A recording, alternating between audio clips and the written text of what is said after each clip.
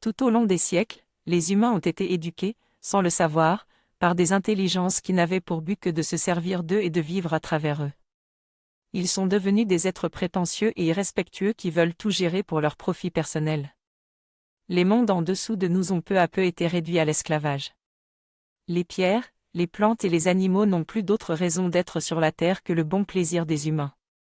Il en résulte un déséquilibre dans la grande hiérarchie des mondes de la création. Pour que la vie puisse continuer sur la terre, l'équilibre doit être rétabli. L'humanité doit commencer à se questionner sur son rôle dans la création. Nous devons devenir les serviteurs des mondes supérieurs divins en même temps que les protecteurs des règnes en dessous de nous.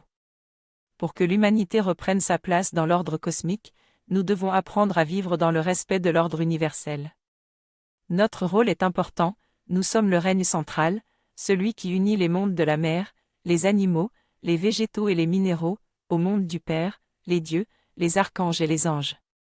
Sur la terre, Dieu la mère doit apparaître comme la grande sagesse à travers les pierres, les plantes, les animaux et les humains, désormais éduqués dans la connaissance de ce qu'ils sont vraiment et de leur rôle dans le grand tout. Cela doit venir, car cela fait partie du grand plan de Dieu. Et ce sera l'âge d'or sur la terre. Le Père a permis que nous soyons les créateurs du monde dans lequel nous vivons. Le problème vient du fait que nous avons réduit ce monde au corps physique et au monde matériel qui entoure ce corps. Notre seul intérêt réside dans ce qui est mortel. Nous ne sommes plus des créateurs conscients et c'est peut-être mieux ainsi pour l'instant, vu l'état lamentable de nos pensées et de nos aspirations. Que créons-nous avec nos pensées? Pourquoi donnons-nous notre puissance créatrice à ce qui est faux et illusoire? Pourquoi ne comprenons-nous pas que nous sommes les seuls responsables du monde dans lequel nous vivons? Dieu nous a octroyé ce pouvoir créateur pour glorifier le monde divin et non le monde mortel, mais nous l'utilisons comme des inconscients et des irresponsables. Dans l'inconscience, tout devient bêtise. Si nous avions une pensée sage, c'est un monde bien différent qui apparaîtrait devant nos yeux et autour de nous. Éveillons-nous au fait que tout ce qui sort de nous est vivant et se relie à des mondes réels et agissants, autour de nous et en nous. C'est ainsi que nous créons sans le vouloir. Les pensées, les sentiments et les désirs que nous émettons inconsciemment sont récupérés par des êtres qui, eux, savent très bien ce qu'ils font et s'en servent pour créer un monde à leur convenance. Abstenons-nous de ce qui est sombre et apprenons à penser, sentir et vouloir en toute conscience et liberté. L'amour ouvre le cœur. Il élargit la vision et élève l'esprit. C'est le plus grand de tous les professeurs, il nous apprend la tolérance et le respect. L'amour est une porte vers ce qui est plus grand. Celui qui vit dans l'indifférence de l'autre s'enferme dans la petitesse de son moi mortel, alors que celui qui vit dans l'amour agrandit son être à la dimension de l'univers. L'amour est aussi un outil de purification. L'état d'amour est un état de détente qui permet de voir les influences qui cherchent à ensemencer notre terre intérieure. L'amour est le langage de Dieu. Lui seul peut nous unir au monde divin. C'est un don que tu peux développer et cultiver comme une petite semence appelée à fleurir. Que l'amour ne soit pas une abstraction pour toi, mais qu'il fasse réellement partie de ta vie. Qu'il devienne aussi vivant pour toi que ce que tu manges ou bois. Il est en toi comme un petit enfant qui ne demande qu'à se développer et grandir, en toi et dans tout ce qui t'entoure. Cultive l'amour en toi. Propage-le, fais-le grandir et goûte chaque jour une expérience de l'amour. Ainsi ce qui sortira de toi sera nourriture pour tous les êtres, de même que pour toi, pour ton âme, pour ton être plus haut, un avec Dieu. Dans la hiérarchie des 7 mondes de la création, nous nous situons entre l'animal et l'ange. Nous sommes donc habités par 2 mondes, d'un côté l'instinct, qui nous vient de l'animal, et de l'autre, l'élévation et l'ennoblissement, qui nous viennent de l'ange. Et toute notre vie, nous devrons gérer ces 2 mondes en nous et autour de nous. L'instinct nous pousse vers les forces cachées et les influences sournoises orientées vers la destruction. Mais nous avons le choix de nous détacher de ces influences pour orienter plutôt notre concentration vers l'étage supérieur, celui des anges, porteurs des vertus divines. Une vertu n'est pas seulement une noble aspiration ou un idéal élevé, c'est avant tout une protection, une bénédiction, une nécessité pour celui qui veut bien vivre sur la terre. Si tu portes des vertus et que tu les mets en action dans ta vie, tu seras protégé par un ange jusqu'à devenir toi-même un homme, une femme ange. C'est là le chemin que Dieu a tracé pour chacun de nous avant la création des mondes et du temps. Dieu veut que nous puissions toujours retrouver le chemin de la source originelle. Pour cela, il a mis un ange au-dessus de chacun de nous. Cet ange est le gardien et le protecteur, non pas de ce qui est mortel en nous, mais du potentiel d'immortalité qui nous habite tous. Que nous choisissions l'animal ou l'ange, Dieu ne nous condamne pas, il respecte la liberté qu'il nous a octroyée. Mais si tu donnes la victoire à la bêtise, tu conduis toute ta vie dans le conflit. Par contre, si tu donnes la victoire à la lumière, tu deviens une terre vivante pour les semences des anges. La véritable origine de l'humanité, c'est quand Dieu, le Créateur Père-Mère, insuffla en l'être humain son souffle de vie. Cette flamme du Père pénétrant en l'homme, et en la femme, inutile de le dire, devenait ainsi une âme vivante emplie de lumière. Cette lumière à l'intérieur de chaque être humain, c'est une terre que nous avons reçue en héritage avec pour mission de la protéger et de la faire fructifier. Ainsi, celui qui méprise sa terre intérieure renie sa filiation divine. C'est comme dire, non, Père, je ne veux pas de ton héritage. Es-tu conscient d'entretenir en toi un espace réservé à Dieu? Cet espace doit être protégé et consacré. Personne ne doit pouvoir y entrer pour y déposer n'importe quoi et y cacher de mauvaises graines. C'est le jardin de Dieu. Préserve-le avec soin. Sois en le jardinier attentif. Celui qui ne s'occupe pas de son espace intérieur laisse entrer en lui des êtres négatifs qui profitent de sa négligence pour semer en lui ce qui leur convient. Préserve ce jardin de Dieu en toi, qu'il soit empli de fruits savoureux, de belles idées, de sentiments nobles, de lumière et de joie. Ce jardin intérieur de chacun est ce qui protège l'humanité et lui permettra de retrouver le chemin vers Dieu. C'est aussi ce qui permet à chacun de grandir dans sa conscience individuelle et universelle. Nombreux sont ceux qui veulent cheminer vers le monde divin comprenant qu'ils ne pourront jamais trouver la plénitude dans le monde extérieur. La lumière est toujours prête à répondre à l'appel de celui qui se tourne vers elle avec sincérité. Mais si en même temps tu as mis des rideaux opaques à toutes les fenêtres de ta maison, tu ne la verras pas s'approcher de toi et répondre à ton appel, tu ne la sentiras pas, tu ne la reconnaîtras pas. Si tu vis dans le bruit, la discorde, le désordre, tu es enfermé dans un monde impénétrable à la lumière. Le monde divin ne peut s'approcher de ce qui n'est pas dans l'harmonie. Il y a là une incompatibilité fondamentale. La lumière ne vient que dans ce qui peut la refléter et l'accueillir. Il faut être capable de lui offrir une matière subtile qui puisse la contenir, une terre intérieure libre et accueillante. Cette terre, cette matière, c'est l'harmonie. Dans l'harmonie, tout est dans la bonté, chacun a sa place et tout est bien. Si tu fais apparaître l'harmonie autour de toi, tu crées un espace en toi dans lequel le monde divin peut venir habiter. Et alors tu le connaîtras de l'intérieur, et lui aussi te reconnaîtra. Ne te laisse pas arrêter par les obstacles de la vie. Persévère, la lumière répond toujours à l'appel sincère de celui qui peut lui offrir un espace d'harmonie. L'archange Gabriel nous a offert 22 commandements, qui sont 22 règles pour vivre en harmonie avec soi-même, avec les autres et avec l'univers. Ce sont en même temps les 22 lettres de l'alphabet des dieux, par lesquelles tout est écrit dans la vie et la destinée. Chacun de ces commandements constitue en soi une grande source de sagesse. Dans le 10e commandement, ne mets pas de masque pour cacher ton vrai visage, l'archange Gabriel, le Père de l'eau, nous amène à un enseignement sur l'authenticité, sur le fait d'être vrai et honnête, avec soi-même comme avec les autres. Nous avons tendance à penser que dans ce monde dur qui est le nôtre, il est nécessaire de se cacher pour se protéger. Ce n'est pas totalement faux, celui qui fait étalage de ses richesses devant n'importe qui risque bien sûr de se faire voler, c'est de la provocation. Le masque dont il est question ici, c'est plutôt cette image que l'on veut donner de soi-même pour être accepté, apprécié, respecté socialement. Le plus grand risque, c'est de s'identifier à ce masque, à ce personnage que l'on s'est créé. On prend peu à peu l'habitude de vivre dans le faux, à tel point qu'on ne sait plus vraiment qui l'on est. Tu peux très bien rester toi-même, conscient de qui tu es, tout en ne te dévoilant pas vraiment. Trouve la manière de le faire. Mais ne fais pas croire aux autres ce qui est faux car tu participes alors à entretenir ce monde d'illusions et de mensonges. Il y a 2 façons fondamentales de vivre, à l'horizontale ou à la verticale. Une vie à l'horizontale est constituée uniquement d'objectifs linéaires, tu vois ce qui est devant toi et tu veux l'obtenir. C'est comme l'âne qui voit la carotte devant ses yeux, il marche vers elle jusqu'à épuisement sans se rendre compte qu'il est manipulé. C'est une vie destinée à la pauvreté car elle ne peut recevoir l'énergie créatrice qui engendre la richesse. Quand la dimension verticale entre en jeu, l'être va chercher l'intelligence et la force vers le haut pour se transformer et devenir un créateur. Celui qui sait se dresser ainsi à la verticale porte en lui la capacité d'attirer l'abondance, de l'utiliser et de la conserver.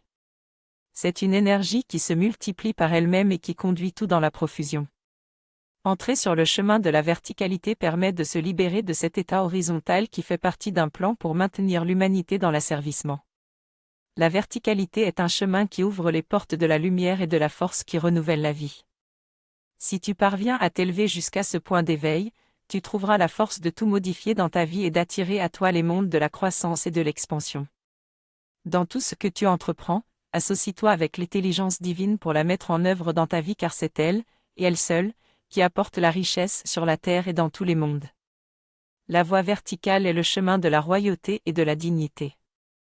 L'âme est la lumière en chacun de nous, c'est la présence de Dieu dans l'humanité. Nous avions la mission d'éclairer toute la terre par notre âme reliée au monde divin. Mais les humains ont peu à peu abandonné le contact avec leur âme, conduisant ainsi dans l'enfermement tous les règnes qui dépendent d'eux pour leur libération. La malédiction dont parle l'archange Michael est déjà en train de s'installer sur la terre. Vivre sans son âme individuelle, c'est fonctionner comme une âme groupe. Et c'est bien ce qui est en train de se produire.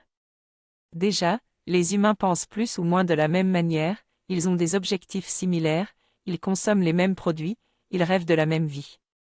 Et par-dessus tout, ils réagissent tous avec une grande docilité aux suggestions qui leur sont faites pour les maintenir dans le collectif. Il n'y aura bientôt plus de choix car nous arrivons à une croisée des chemins historiques. Il y a un chemin, facile, qui conduit vers l'uniformisation et l'obéissance aveugle. Il y en a un autre, fait de travail sur soi et de prise de conscience, qui mène vers la lumière et la vie. Le choix du chemin relève de la décision de chacun, mais ce sont là les deux futurs qui se profilent à l'horizon pour l'humanité. Il est encore temps de nous éveiller, de sortir de nos illusions et de notre endormissement. Si tu peux encore entendre en toi l'appel de la lumière, tout est possible pour toi. Prépare-toi et renforce la conscience de ton âme jusque dans la réalité de ta vie quotidienne. Prier Dieu, c'est appeler en soi la lumière. Mais il ne suffit pas d'appeler, de prier pour rencontrer la lumière. Il faut aussi faire de la place en soi pour pouvoir la recevoir. Si tu invites quelqu'un d'important chez toi, tu prends soin de rendre ton espace accueillant. Tu enlèves la poussière, tu ranges tout ce qui traîne, tu renouvelles l'air en ouvrant les fenêtres et tu t'assures qu'il sera confortablement installé. Puis tu attends patiemment qu'il se manifeste à la porte. La lumière est ce qui est plus grand que tout. C'est le précieux des précieux. On l'invite chez soi mais on oublie et on passe à autre chose. Et quand elle se présente à notre porte, elle trouve souvent la maison vide car nous sommes presque toujours à l'extérieur de nous-mêmes. Si tu appelles la lumière, tiens-toi prêt à la recevoir, car elle répond toujours à l'appel. Ton intérieur doit être comme une coupe pure prête à contenir cette eau lumière qui vient d'en haut. Si ta coupe est remplie de toutes sortes de croyances, de concepts, d'états d'âme et de mémoires du passé, comment pourras-tu accueillir cette eau de l'esprit ? Elle vient pour te transformer, pour faire grandir en toi la sagesse et te montrer le chemin de la vie belle et noble. Nous sommes le plus souvent des êtres de réaction. Nous avons été éduqués à réagir du tac au tac aux situations qui se présentent pour trouver rapidement une solution suivant les modèles qu'on nous a appris. Nous adoptons la première solution qui nous vient et aussitôt nous nous mettons à agir. Mais comme nous n'avons pas été formés à la sagesse, nous ne savons pas comment prendre de l'altitude pour avoir une vue d'ensemble de la situation qui tienne compte de tous les facteurs en cause. C'est ainsi que nous reproduisons sans cesse les mêmes erreurs. Quand un problème n'est pas résolu fondamentalement, il se représente sans cesse, sous un visage différent. On peut ainsi passer toute notre vie à résoudre des problèmes qui ne cessent de se multiplier. Seule la sagesse apporte une solution durable car elle peut voir l'origine du problème, pourquoi il se manifeste et comment agir pour le résoudre définitivement. Avec une vision globale, on évite de gaspiller notre énergie en tournant en rond dans le problème. Si l'énergie est toujours donnée au problème, c'est lui qui grandit et finit par prendre toute la place. Si tu te rends compte que tu revis sans arrêt des difficultés similaires, prends un peu de temps pour ouvrir en toi un espace serein qui te permettra d'accueillir la sagesse, c'est-à-dire une autre façon de voir, de penser et d'agir. Il y a une force qui est cachée dans la terre et dans tout ce qui est. C'est cette force qui construit les mondes et les maintient, tout en cherchant à les conduire vers la perfection. Dans la quête de cette force, l'homme s'est retrouvé désorienté, déraciné, et il a perdu son équilibre. Cette force était à sa place dans la terre, mais l'homme a voulu la voler pour l'exploiter à son profit. Elle est devenue le pouvoir, une force potentielle de destruction. L'humanité s'est ainsi coupée de la mer et a perdu le contact avec l'âme du monde et des êtres. L'unique force qui peut nous protéger, c'est de vivre en harmonie et en équilibre avec tous les êtres qui partagent avec nous cette terre, les pierres, les plantes, les animaux et nos semblables, les humains. Le monde est bien fait, ne cherchons pas à le refaire. Ne nous laissons pas posséder par ce sentiment commun à beaucoup d'humains d'être supérieurs aux autres règnes et d'avoir droit de vie ou de mort sur eux. Apprenons à vivre dans la simplicité et le respect. Se réveiller le matin, ce n'est pas seulement remettre le corps en marche dans la somnolence et l'indifférence. La plupart des humains ne se réveillent pas vraiment avec le soleil qui se lève, ils continuent en fait à dormir toute la journée, à rêver leur vie et à subir leur mauvaise destinée sans réagir. Celui qui se lève le matin en se disant que ce jour est unique et qu'il doit accomplir le maximum pour participer à la création de Dieu, celui-là ne perdra pas son temps à ressasser ce qui s'est passé de négatif dans sa vie et à se plaindre de l'injustice dont il se croit victime. N'endosse pas chaque matin le vieux manteau de ton passé parce que tu penses qu'il fait partie de toi. Il t'empêche d'être créatif et de t'ouvrir au nouveau. Quand tu te lèves, imprègne-toi plutôt de l'image de l'être immortel que Dieu a voulu pour nous. La vie éternelle est aussi une mémoire en toi, tout comme ton passé récent, et tu peux choisir d'éveiller cette mémoire et de la rendre consciente. Sache que ton âme et l'éveil de la lumière en toi sont au-delà des blessures de la vie mortelle. L'immortalité est un corps qui peut se construire en toi, jour après jour, si tu fais en sorte que chaque journée soit un pas posé sur la terre en conscience et une offrande à Dieu. La difficulté vient du fait que nous nous sommes fait attraper par un monde qui nous a conduits à nous identifier uniquement à l'aspect mortel de notre être. Nous avons ainsi perdu graduellement la mémoire de notre origine divine et de notre grand voyage à travers les siècles. De la naissance à la mort, toutes nos préoccupations tournent autour de ce personnage terrestre que nous devons endosser en nous incarnant. Il devient tout pour nous, nous nous occupons de son apparence, de son bien-être, de sa réputation, de son plaisir et on voudrait bien qu'il soit immortel car nous ne connaissons rien d'autre. Nous avons oublié qui nous sommes. Mais il est possible de retrouver la partie manquante de notre être en essayant d'éveiller notre mémoire au cours de notre passage sur la Terre. Pour cela, il faut d'abord arrêter de n'accorder de l'intérêt qu'à notre corps. Pose ton corps et la vie de ton corps dans le grand calme de la mère Terre. Entre dans l'harmonie et la simplicité. Dans ton cœur, ta pensée et ta conscience, ouvre-toi au monde divin et offre-toi à lui. Peu à peu, la mémoire de ce qui est plus grand pourra revenir en toi, te parler et t'ouvrir des portes. Si nous ne retrouvons pas ce chemin de la mémoire, à quoi bon continuer à vivre sur la terre si c'est pour oublier continuellement ce que nous sommes et ce que nous faisons? Nous ne comprenons pas toujours les raisons de ce qui nous arrive. Pourtant, tout ce que nous sommes amenés à expérimenter dans notre vie a toujours un sens. Si nous ne parvenons pas à découvrir le message qui se cache derrière une situation difficile, elle reviendra sans cesse nous harceler, sous un visage ou un autre. Pour éviter de revivre continuellement un même scénario, il faut arriver à déchiffrer le message qu'il est chargé de transmettre. Une fois le message compris, la situation est libérée et ne se représentera plus. Dans chaque situation difficile, il y a un monde à guérir, un équilibre à apporter, et cela devra être fait tôt ou tard. Ne prends pas toute la vie, voire des vies et des vies, pour régler une situation, ne laisse pas traîner dans le temps, ainsi tu éviteras de créer des déchets et d'augmenter tes dettes. Tout ce que tu es appelé à vivre doit être conduit vers la sagesse. Pour cela, tu dois être un éternel étudiant, non pas de philosophie abstraite, mais plutôt des événements de ton quotidien, car toute ta vie est un grand livre rempli d'enseignements. Nous sommes venus sur la terre pour travailler et transformer le monde dans le sens d'apporter une guérison à ce qui est devenu malade à travers les siècles. Et c'est en chacun de nous, à travers les situations que nous vivons au jour le jour, que se fait ce travail de transformation.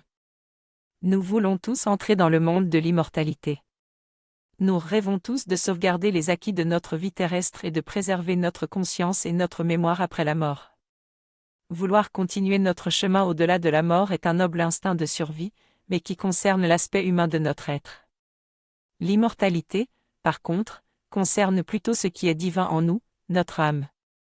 Notre corps physique est mortel, nous le savons tous, et pourtant, c'est lui qui occupe toute la place dans notre vie, comme si c'était notre seule réalité. Nous oublions que les mondes subtils, en nous et autour de nous, sont aussi réels que le corps physique et que les objets sensibles. Pour percevoir la réalité de notre âme immortelle, il faut apprendre à percevoir ces mondes subtils. C'est par notre âme que nous sommes reliés à tous les mondes. C'est elle qui nous apporte la cohérence et la protection. Elle est la sauvegarde de notre mémoire, elle nous individualise et concentre l'information de notre être afin qu'elle ne soit pas éparpillée et mélangée dans l'océan cosmique. L'âme réside dans le monde des archanges, au-dessus des anges. Quand elle s'incorpore, elle tombe sous l'influence des égrégores, des génies et des esprits qui vivent dans les mondes intermédiaires entre les anges et les humains. Certains de ces mondes sont positifs, d'autres négatifs. Pour vivre avec notre âme immortelle, il faut donc devenir conscient de ces mondes afin de pouvoir éviter les influences néfastes, et s'associer uniquement à ce qui est pur, noble et sacré. Notre âme n'a rien à voir avec les croyances et les dogmes de toutes sortes qui nous ont été imposés au fil des siècles. Nous avons fini par enfermer l'idée de l'âme dans des concepts stériles et étouffants qui ont eu pour effet de l'éloigner de notre vie quotidienne, car l'âme aime ce qui est vivant, ce qui est réel et agissant. L'âme est subtile et délicate. Elle ne peut pas affronter la brutalité du monde extérieur. Elle aime la nature et tout ce qui est harmonieux, doux et en paix. Si tu veux tisser un lien avec elle, tu dois lui offrir les conditions et la nourriture qui lui permettront de se sentir en sécurité. Pour inviter ton âme à vivre auprès de toi, entoure-toi de beauté, fais de ta vie un jardin lumineux. Que le décor de ta vie soit le plus attrayant possible, à l'extérieur mais aussi à l'intérieur, dans tes pensées et tes sentiments, entretiens en toi des pensées nobles et lumineuses, des sentiments harmonieux et paisibles. Si tu apprends à vivre et à respirer avec ton âme, elle te conduira à percevoir la vie d'une autre façon, plus globale, plus subtile, plus juste. Elle te montrera comment maîtriser les étages inférieurs de ton être pour ne pas éveiller le mauvais, et comment atteindre les étages supérieurs de ton être. Même quand on se croit complètement seul, on ne l'est pas, il y a toujours un monde subtil qui nous entoure et nous habite. Ce monde est peuplé d'intelligences bonnes et mauvaises. Les bonnes nous conduisent vers l'éternité, alors que les mauvaises nous conduisent vers la mort et le recyclage. C'est là un processus naturel. La religion catholique a personnifié cette dualité par l'image d'un petit ange et d'un petit démon qui, chacun de leur côté, essaient de nous influencer. Nous avons le choix d'obéir aux suggestions de l'un ou de l'autre. Mais depuis le début de l'humanité, c'est le côté sombre qui grandit sans cesse parce que nous avons baissé les bras. Nous sommes devenus aveugles à la présence de ces intelligences sombres qui maintenant manipulent l'humanité sans aucune opposition. Pourtant, dans ces mondes subtils invisibles qui nous entourent, les esprits lumineux sont toujours présents pour nous soutenir et partager notre quotidien. Si nous le voulons, nous pouvons être en relation consciente avec eux dans un échange harmonieux. Et nous pouvons, tous ensemble, renverser la situation actuelle de l'humanité dominée par des forces sombres. Concentrons-nous sur le côté lumineux pour le faire grandir en nous et en tous ceux qui sont prêts à l'accueillir. Il y aura toujours des fleurs et un monde en décomposition pour qu'elles s'enracinent. Devenons conscients d'être des fleurs et demeurons sereins par rapport à ce monde en décomposition dans lequel nous prenons racine. Marchons simplement vers la lumière en nous libérant de l'obscurité. Je vois dans tous les peuples et dans toutes les traditions une grande différence entre les pensées, les paroles et les actes de la vie quotidienne. Cela traduit un affaiblissement majeur de l'humanité et de chaque individu. Il est grand temps de vous ressaisir et d'entrer dans une étude et une éducation qui redonneront du sens, de l'intelligence, de la valeur et de la dignité à l'activité et à la vie de l'homme sur la terre. Il est nécessaire qu'il y ait une sagesse et une cohérence dans les 3 centres sacrés que l'homme porte en lui, sinon ce sera la maladie et la destruction générale. L'homme doit étudier et s'éduquer pour ne pas permettre au grand n'importe quoi de féconder sa pensée, sa parole et ses actes. Il ne doit pas penser une chose, dire le contraire et agir à l'opposé de ce qu'il pense et dit. Une telle attitude met au monde l'incohérence, la confusion, la faiblesse, la bêtise. Il n'est pas sain de vivre dans un monde totalement dénué de sagesse, d'intelligence, de beauté. Il est grand temps d'entrer dans l'étude et l'éducation. L'homme doit retrouver ses origines, ses racines de façon à pouvoir œuvrer en faisant de sa vie quelque chose de plus grand que la mort. Ainsi est la vie des hommes, continuellement, ils créent des mondes, lancent des boules sans se poser de questions, sans jamais penser que l'intelligence devrait être appelée pour calculer tous les paramètres et décider de la bonne orientation. Avant tout commencement, il est bon que vous invoquiez la lumière et demandiez l'avis de tous les êtres qui forment votre environnement afin qu'ils puissent transmettre leur point de vue. Il y a une multitude de mondes qui sont impliqués par les œuvres des hommes. Mais si la lumière et le respect ne sont pas invités à participer, alors, qui le sera? Si l'homme s'unissait à l'intelligence avant tout commencement, il pourrait voir avant le terme quel sera l'aboutissement de son acte. Sinon, il ne peut que le constater, que le subir une fois l'acte engendré. Si l'homme construit sa vie de cette façon, il est certain que la souffrance et la déception seront au rendez-vous. Dans toutes les décisions de la vie, la sagesse doit être invoquée, elle doit être fondamentale. Seule la sagesse peut apporter les clés, rendre possible le recul, la réflexion et surtout éveiller les facultés supérieures, la sensibilité intuitive qui permettent de deviner, de pressentir, de savoir si ce qui va être mis en route est en accord avec tous les mondes. L'homme est faussement égoïste, il ne pense qu'à lui à un point tel que cela devient une bêtise, car ce n'est même plus à lui qu'il pense, mais à une idée qu'il se fait de lui-même et qu'il a servi. L'homme vit sur la terre et seuls ceux qui connaissent cette vie peuvent l'aider. Les mondes supérieurs ne peuvent qu'éveiller les principes éternels et les grandes lois immuables, qui sont justes en eux-mêmes, mais qu'il faut appliquer avec souplesse et ajustement dans la vie terrestre pour le faire comme il se doit. La sagesse de la mère Terre, à travers tous les règnes, vous montrera qu'il faut être souple, qu'il faut savoir se transformer constamment, prendre soin de l'autre, de la relation, être impersonnel et transparent. Alors vous comprendrez que, finalement, l'homme n'est pas seulement une individualité créatrice, mais surtout et avant tout, une collectivité. Être en accord dans tous les mondes, c'est conduire puissamment sa prière jusque dans la réalisation concrète. Ce que vous vivez dans votre vie quotidienne, vous le rencontrerez après la mort. Plus encore, lorsque l'homme s'approche du monde divin pour demander quelque chose, c'est réellement une promesse, un accord, un lien qui se tisse. Si ensuite il n'est pas fidèle à sa parole, cela est considéré comme une trahison engendrant automatiquement la destruction d'un grand nombre de cellules vivantes et saines du corps. À chaque fois que vous trahissez votre être en disant que vous allez faire ceci et que vous ne le faites pas, c'est un monde qui s'éteint en vous et autour de vous. Soyez en conscient et ne prononcez pas des paroles que vous ne pourrez pas honorer.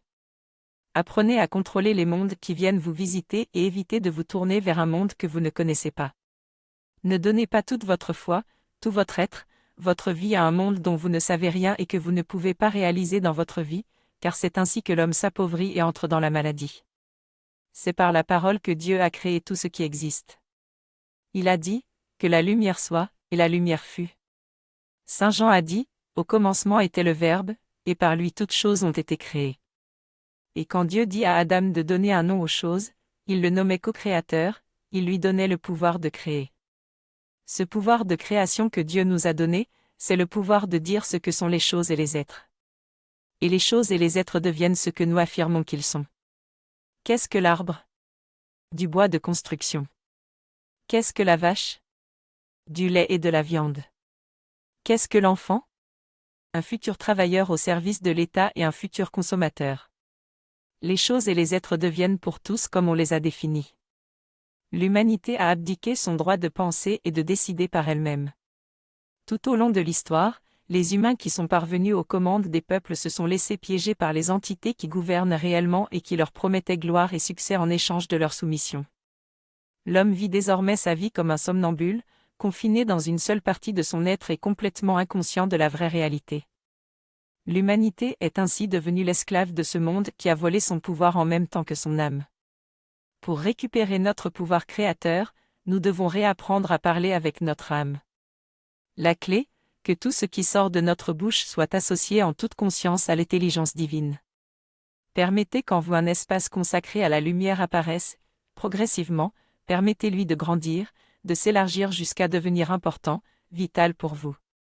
Dans cet espace, vous pourrez trouver la force, l'énergie, l'équilibre, la consolation, l'aide, le soulagement, l'intelligence, la beauté dont vous avez besoin pour vivre et nourrir ce qui en vous est plus grand que tout. Les anges ne sont pas si loin des hommes, mais très loin du monde que les hommes ont créé. Si tu veux les appeler dans le monde des hommes, une grande illusion entrera dans ta vie. Par contre, si tu crées cet espace qui s'appelle la ronde des archanges, c'est naturellement qu'ils s'approcheront de toi pour te parler et éveiller l'autre monde en toi, l'autre partie de toi-même. Si l'homme veut vivre avec la lumière dans la pureté et la vérité, il doit réellement commencer à envisager de concevoir une autre façon de percevoir la vie et adopter une autre façon d'être au monde. Pour faire ses premiers pas, l'orientation la plus adaptée est de se tourner de nouveau vers les forces de la nature. Demande à l'arbre de t'enseigner les secrets de l'énergie créatrice, à la fleur de te montrer le chemin de la beauté et de la subtilité, à la pierre de te communiquer la stabilité, la permanence et la fidélité. Ainsi, les êtres de la nature te montreront la grandeur des vertus. Par elles, tu pourras tisser un lien vivant et intelligent avec les anges et les mondes supérieurs d'éternité. Quand on parle du monde divin, on imagine la plupart du temps un monde supérieur parfait qui n'a aucun rapport avec notre vie quotidienne. C'est une abstraction. Nous cherchons des solutions dans ce monde imaginaire que nous avons créé à partir de nos rêves et de nos espoirs. Mais tout cela est une illusion que nous avons fabriquée pour nous rassurer et nous justifier. Le monde divin existe. Il est vivant, il nous regarde et il peut être en relation vivante et consciente avec chacun de nous. Ce qu'il regarde pour te connaître, c'est comment tu penses et comment tu agis, quelle est ta relation avec toi-même et tes semblables, avec la terre et tout ce qui y vit. Tout est dans une continuité entre notre monde et celui d'en haut et rien ne peut être caché. Le monde divin observe les éthers magiques qui t'entourent. Là est écrit ce que tu es réellement sur la terre, à quoi tu es fidèle dans tes pensées, tes sentiments et tes actes. Inutile de supplier tout en gardant en soi des pensées négatives, en entretenant des sentiments de rancune, de mécontentement, d'orgueil, ou en posant envers les êtres qui nous entourent des gestes contre l'amour. Tout cela est vu et constitue notre passeport. Seul ce qui est divin en nous peut rencontrer le monde divin. Regarde ce que tu fais de ta vie, ce qui anime tes actes et ton quotidien et tu sauras ce que le monde divin pense de toi. Aujourd'hui, nous avons un accès direct à l'information sur tous les sujets possibles. L'humain étant un être curieux de nature, nous nous retrouvons souvent surchargés de connaissances inutiles ou de renseignements sur des sujets qui ne nous concernent pas et qui alourdissent notre espace intérieur. Tout ce qui entre ainsi en nous, de façon apparemment anodine, dépose en nous des semences que nous devrons ensuite gérer. Il vaut donc mieux être vigilant et ne pas laisser n'importe quoi s'infiltrer en nous. La curiosité est une belle qualité humaine mais elle devient malsaine quand elle n'est pas contrôlée avec discernement.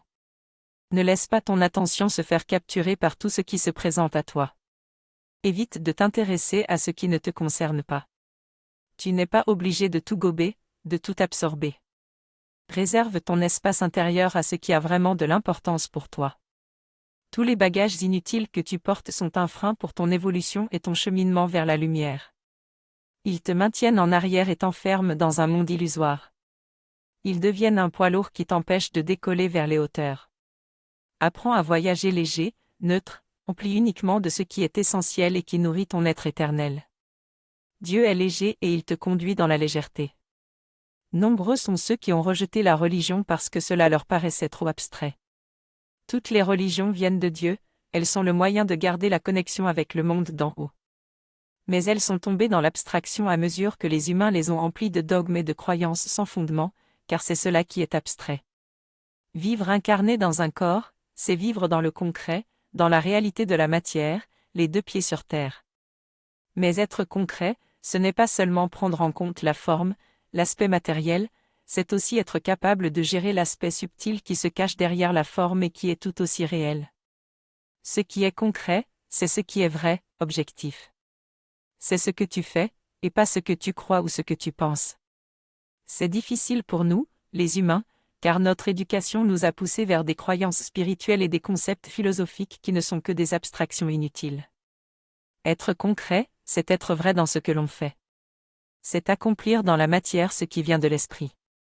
Si tu veux être vraiment concret, tu dois aller jusqu'au bout, ne te contente pas de considérer l'aspect visible, extérieur, ce qui est facile et évident, essaie d'inclure dans ta vision de ce qui est concret la perception des mondes subtils qui soutiennent le visible.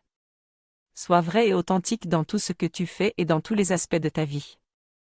Ce que l'humanité d'aujourd'hui a complètement perdu de vue, c'est qu'il y a un monde subtil autour de nous, un monde formé par toutes nos pensées, nos sentiments, nos désirs.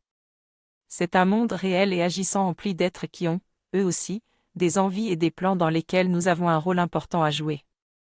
Peu de gens prennent vraiment conscience de la réalité de ces mondes et de leur influence sur notre vie. Ce sont ces intelligences puissantes qui nous dirigent, et tout ce que nous pensons, ressentons et désirons contribuent à augmenter ou à amoindrir leur force. À chaque fois que tu accomplis la volonté d'un de ces mondes, tu deviens son associé, sa terre, son jardin. Il sème en toi les graines qu'il veut voir s'épanouir et c'est toi qui deviens sa nourriture. De plus, ces mondes ne sont pas, comme nous, soumis au temps et à la réincarnation. Ils continuent à exercer leur influence sur toi-même après ta mort, et quand tu te réincarnes, ils t'attendent et tout recommence. Le premier pas pour se dégager de ces influences malsaines, c'est de devenir conscient. Mets-toi à l'étude de la sagesse, car tant que tu ne vois pas l'obstacle sur ton chemin, tu risques de t'y frapper à nouveau. Il faut aussi apprendre à se connaître soi-même dans notre être véritable pour devenir maître de notre instrument et le mettre au service du monde divin. L'être humain n'a habituellement pas une grande maîtrise de sa vie. Il est plutôt instable, change souvent d'orientation, fait beaucoup de promesses mais finalement ne réalise pas grand-chose. C'est qu'il vit dans un monde d'agitation perpétuelle. L'agitation extérieure fait perdre la concentration. Quand tu es dans un état d'agitation, ce sont des êtres d'agitation qui finissent par t'ensemencer. Ils s'emparent de ce que tu fais et cherchent à en devenir les maîtres. Une œuvre créée dans l'énervement et la précipitation finit toujours par s'éteindre. Pour construire quelque chose de puissant et solide, il faut développer la sérénité. Au milieu même de l'agitation, cherche à développer une intimité avec Dieu. Réserve un espace en toi pour accueillir la lumière. Permets à la paix de s'installer en toi et tu verras comme tout sera différent. Tu seras stable, posé, calme, tu n'auras peur de rien. Au contraire, l'idée même de créer, d'entreprendre quelque chose de nouveau te rendra enthousiaste. Et finalement, ton activité sera pour toi une source de bonheur et d'enrichissement. Nous sommes sur la terre pour vivre en union avec le monde divin. Offre ton être terrestre comme une terre pour permettre aux êtres purs des mondes supérieurs d'agir à travers toi. Nous avons oublié que nous ne sommes que de passage sur la terre et que nous y sommes venus avec une mission précise à accomplir. Nous agissons comme des amnésiques, qui n'ont aucun souvenir les rattachant à autre chose qu'à ce qu'ils peuvent constater dans l'instant présent. À plusieurs occasions, la vie nous met face à des circonstances qui pourraient nous aider à retrouver le chemin de cette mémoire que nous avons perdue. Retrouver cette mémoire de notre âme, de notre être total est la chose la plus importante si nous ne voulons pas que notre vie ait été vaine. Et pourtant, nombreux sont les humains qui vivent toute leur vie sans jamais entrer en contact avec leur être vrai, avec leur âme, avec ce qu'ils sont en dehors de leur personnage terrestre et mortel. Dis-toi que tu n'as pas pris un corps sur la terre pour rien. Avant de t'incarner, tu vivais et tu as alors planifié d'accomplir telle ou telle chose une fois incarné. Tu as même placé sur ta route des indices pour t'aider à te souvenir de toi-même et du but que tu t'étais proposé. Notre mission sur la terre est le plus souvent collective. Nous nous incarnons par famille d'âmes et nous reprenons contact avec les êtres concernés par la même œuvre à accomplir. Si tu n'arrives pas à retrouver par toi-même cette mémoire de ton être vrai, sache que la nation essénienne possède ce savoir. À travers la formation des 4 corps, tu peux réveiller ta mémoire et savoir qui tu es et quel est ton chemin.